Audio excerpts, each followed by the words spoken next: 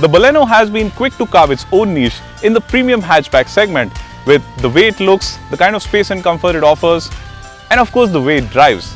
Personally, I always liked the car for being a good driver's car, and now for 2022 we have this new Baleno, which obviously looks sharper, packs in more tech and features, and also gets a host of revisions and updates inside out.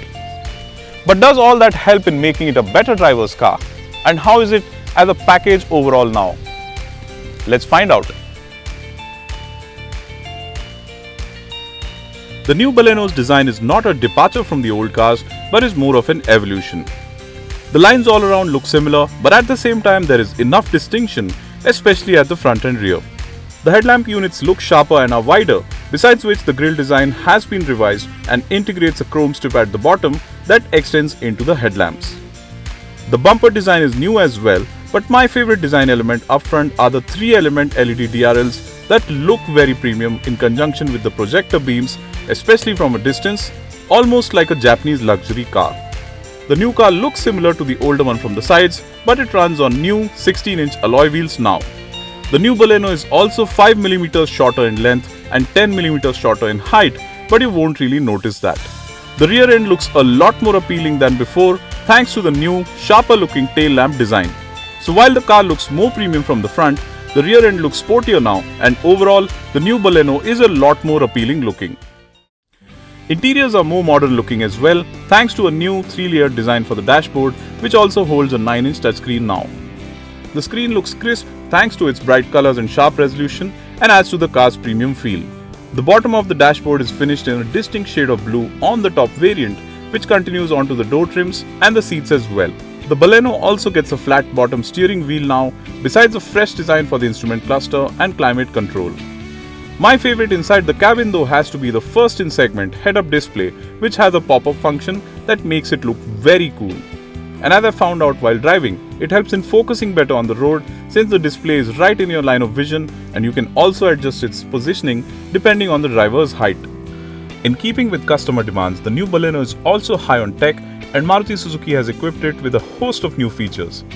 Headlining that list is the new Smart Pro infotainment system that integrates Apple CarPlay and Android Auto connectivity and Amazon Alexa support, voice commands and more, besides the Archimedes surround sound system that plays high quality audio.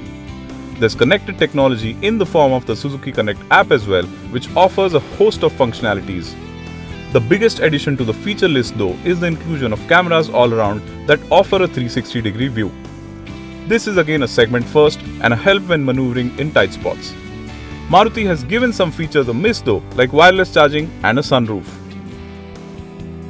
On paper, it might sound like the new Baleno uses the same engine because under the hood of this new car is a 1.2-litre 4-cylinder naturally aspirated engine that offers 90 PS.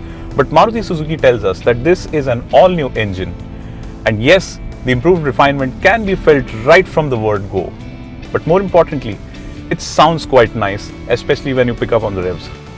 Power delivery is linear, which helps the car accelerate quickly, but thanks to the stricter emissions, despite feeling quick, the engine seems to have lost some of its zing. Overall engine refinement is excellent though, even at high revs, while the bottom end grunt and well-spaced ratios of the 5-speed manual gearbox ensure minimal changes even while driving in traffic. There is a big change on the transmission front though, as Maruti has dropped the previous Baleno CVT and the new one is now on offer with a 5-speed AGS or automated manual transmission now. This makes the Baleno the only premium hatchback to be offered with an AMT, and thanks to the transmission, ARAI certified fuel efficiency for the car is a very impressive 22.94 km per litre.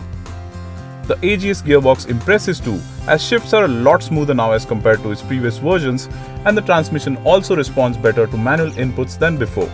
So while the manual transmission is a lot of fun as always with its short throws and light clutch, the AGS is an interesting option if you drive a lot in bumper-to-bumper traffic.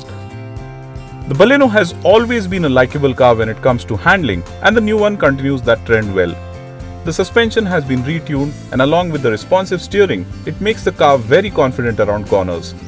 Stability at speeds is also quite impressive, and like the previous version, the new one is quite a driver's car, just like most other Marutis. The car is also equipped with bigger discs at the front for better braking power, which helps in slowing the car down though I would have liked some more stability when braking suddenly from high speeds. Overall though, there's a sense of familiarity to the new Baleno from behind the wheel, which helps, especially when driving enthusiastically.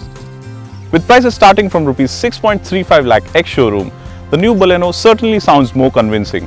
And of course, it is a good driver's car just like the previous one, and that's something that I really like about the new one.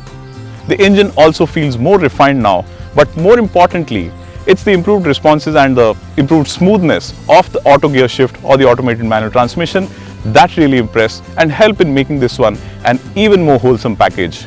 So yes, I am convinced that this new Baleno will continue doing the good work for Maruti and bring in more volumes in the premium hatchback segment.